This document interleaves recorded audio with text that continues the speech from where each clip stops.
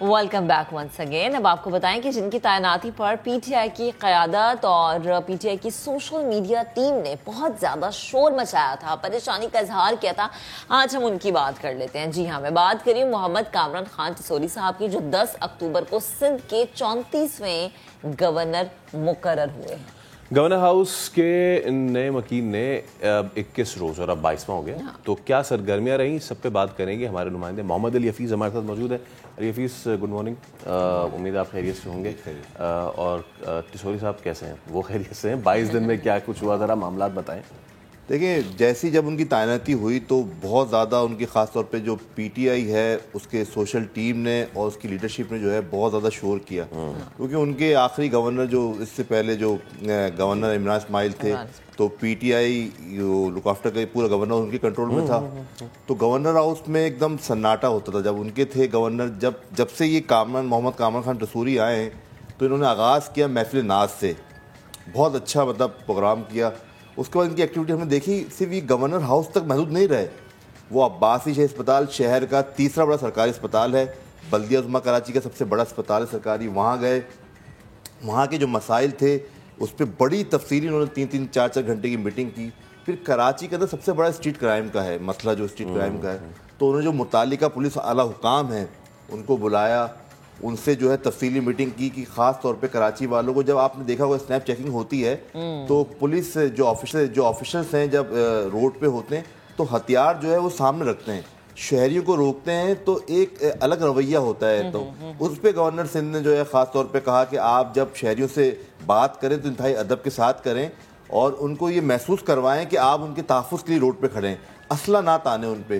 سب سے پھر یہ مسئلہ تھا, اور سب سے اہم مسئلہ جو ہم نے بھی دیکھا, جو ہمیں بھی معلوم چلا, کہ شہر کراچی کے اندر اگر آپ کو اپنا گھر بناتے ہیں 120 گز کا یا 240 گز پہ, تو آپ کو جو ہے تعمیراتی نقشہ منظور کروانا پڑتا ہے سندھ بلڈنگ کنٹرول اتھارٹی سے. تو وہاں آپ کو کافی شکایت, آپ کو پتہ ہے کہ وہ وہاں پر جو ہے وہ شکایتیں ہوتی ہیں کہ نقشہ بغیر جو ہے وہ کچھ بھی معاملات کے نہیں ہوتا. تو اسٹرکٹلی جو ہے وہ D G Sindh building control authority Muhammad Ishaq Khuhro کو انہوں نے گورنر ہاؤس طلب کیا, ان سے بات کی اور شہریوں کی جو شکایت تھی اس پہ بات کی. ان کو کہا کہ شہریوں کو بلا جو ہے فوری طور پہ جو ہے ان کا نقشہ جو پینڈنگ میں ہے ہزاروں کیسز, ان کو جو ہے وہ منظور کریں, نقشہ نکالیں اور نقشہ منظور کر کے جو ہے شہریوں کے حوالے کریں. کوئی بھی شکایت جو ہے وہ برداشت نہیں کی. اگر سیاسی محاذ پہ ہم بات کریں, سیاسی معاملات پہ, اب تو کہ محمد کامران خان ٹسوری گورنر سندھ ہیں, وفاق کے نمائندے ہیں, لیکن جو سیاسی استحکام ہے صوبے کے اندر اس کے لیے بھی وہ ایکٹیویٹی کر رہے ہیں. خاص طور پہ ایم کیو ایم کے بڑا ایم کیو ایم کی میٹنگ کی انہوں نے گورنر ہاؤس کے اندر. اور سب سے اہم بات یہ, کچھ لوگوں نے یہ تاثر دیا, کچھ لوگوں نے افواہیں پھیلائیں کہ جب وہ محمد کامران خان ٹسوری گورنر سندھ بنے تو ایم کیو ایم کے اندر کوئی ناراضگی یا کچھ ایسی بات ہوئی. تو آپ کو میں بتاؤں, میں محمد کامران خان ٹسوری جب بنے گورنر سندھ تو خالد مقبول صدیقی جو ایم کیو ایم کے اس وقت کنوینر ہیں, انہوں نے ایک نیوز کانفرنس کی. اس پہ ایک صحافی نے سوال کیا کہ آپ بتائیں کہ بھئی محمد کامران خان ٹسوری گورنر سندھ بننے کے بعد کوئی ایم کیو ایم میں اختلافات ہیں, کسی رہنما کو ناراض ہے؟ تو وہ خالد مقبول صدیقی نے کہا کہ جناب پوری رابطہ کمیٹی اس وقت موجود تھی, عامر خان صاحب اور دیگر جو ان کے سیاسی رہنما ہیں وہ سب موجود تھے, کسی سے بھی کہہ رہے ہیں معلوم کر لیں. تو سب نے ہاتھ رکھا کہا کہ سب کو گورنر سندھ پر جو ہے مکمل اعتماد ہے. اس کے بعد یہ ایم کیو ایم کے معاملات ہو گئے. سب سے اہم بات یہ دیکھیں, جو کئی نکات مبنی معاہدہ کیا تھا ایم کیو ایم نے, جب یہ پی ڈی ایم کی حکومت بنی ہے, وزیر اعظم شہباز شریف صاحب بنے ہیں, تو پیپلز پارٹی سے اور مسلم نواز سے جو ہے کئی معاہدے ہوئے تھے ایم کیو ایم کے. اس پہ امپلیمنٹ کروانے کے لیے جو ہمیں نظر آ رہا ہے گورنر سندھ کا رول, کردار بہت اہم ترین کردار نظر آ رہا ہے. رات گئے میٹنگز بھی ہو رہی ہیں. جو سندھ لوکل گورنمنٹ ایکٹ ہے اور جو بلدیاتی قانون ہے اور جو بلدیاتی نیا سیٹ اپ آنا ہے, اس کو طاقتور بنانے کے لیے اگر کوئی کردار ادا کر رہا ہے تو گورنر سندھ ہے. جب گورنر سندھ آئے تھے تو یہ ایک بہت زیادہ سوال اٹھ رہے تھے کہ ان کے بارے میں پہلے بھی یہ کہا جاتا رہا ہے کہ ان کا, جس کو تحریک کہا جاتا تھا, کہ اس سے اتنے لمبی وابستگی نہیں ہے. جب گورنر بنایا گیا تو اس پہ بہت زیادہ جو ناقدین ہیں, اور پی ٹی آئی کو ہٹا بھی دیں, تو انہوں نے کہا کہ یار ایم کیو ایم کے پاس جو ان کے اپنے لوگ تھے جو ان کو اپنا نہیں سمجھتے اور دوسروں کو اپنا سمجھتے, وہ کیا نہیں تھے؟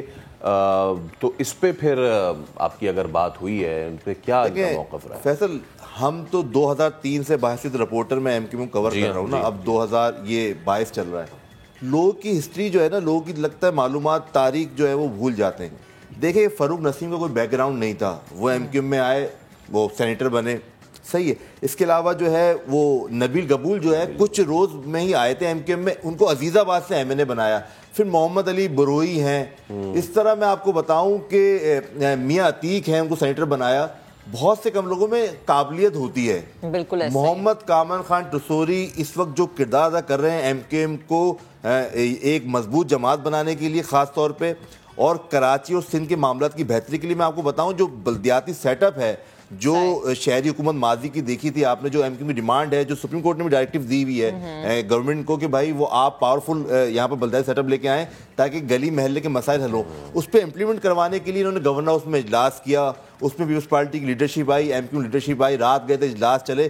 پھر یہ پیر صاحب پگاڑوں کے پاس گئے چل کے، وہاں پہ جو سیاسی معاملات ہیں سندھ کے، اس کی بہتری کے لیے اپنا کردار ادا کر رہے ہیں. جو مسائل ہیں آپ بتائیں، گورنر ہاؤس کے دروازے پہلی دفعہ جو ہے بے سہارا بچے، یتیم بچوں کے لیے انہوں نے میں آپ سے یہی کھولا. بات کرنے والی تھی کہ ہم نے کبھی نہیں دیکھا، میں نے تو اپنے لائف ٹائم میں کبھی نہیں اس طرح کا دیکھا کہ کبھی گورنر سندھ جو ہیں وہ اتنے ایکٹیو ہمیں نظر. یہ بڑی اچھی بات ہے، کراچی کے لیے خوش قسمتی ہے کہ انہیں ایسا گورنر ملا ہے جو کہ کراچی کی بہتری کے لیے سوچ رہا ہے. میں آپ کو بتاؤں کہ پہلے بھی ہم نے گورنر دیکھے. اب آپ کہیں کہ محمد کامران خان ٹسوری جو ہے وہ گٹار پکڑ کے گانا گائے، تو وہ ان سے میں سمجھتا ہوں جو اس وقت وہ کردار ادا کر رہے ہیں. انہوں نے ایک انٹرویو میں کہا کہ کچھ لوگ دیکھیں ایم کیو ایم جو ہے اس کراچی شہر میں، سندھ کے شہری علاقوں میں ایم کیو ایم ایک بڑی جماعت تھی. اب 2016 میں ایک واقعہ ہوا، اس کے بعد تھوڑا ایم کیو ایم کمزور جو بھی ہے اس کا ووٹ بینک میں فرق پڑا.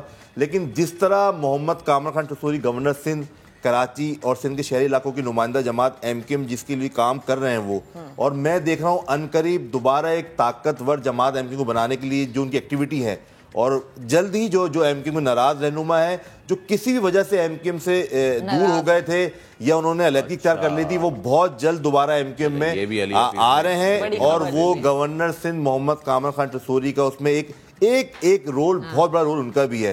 اور گورنر ہاؤس میں رات گئے اجلاس ہو رہے، دن میں اجلاس ہو رہے.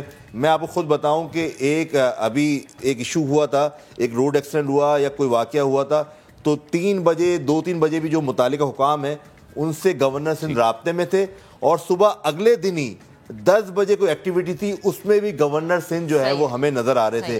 تو یہ کراچی اور سندھ کے شہری علاقوں کے لیے اچھی بات ہے کہ ایک ایسا گورنر آیا ہے جو ایکٹیو ہے اور اپنا بھرپور کردار ادا کر رہا ہے. اور اللہ کرے کہ یہ جو گورنر سندھ ہے کراچی والوں کے لیے مزید اسی طرح سے میں ایکٹیو نظر آئے. تھینک یو سو مچ علیہ، ہمارے ساتھ موجود تھے، گفتگو کر رہے تھے. ابھی ہمیں ایک بریک لینی ہے، بریک سے جب واپس آئیں گے تو MMA فائٹر سے آپ کی ملاقات کروائیں گے، لیکن بریک کے بعد اسٹے ود اس.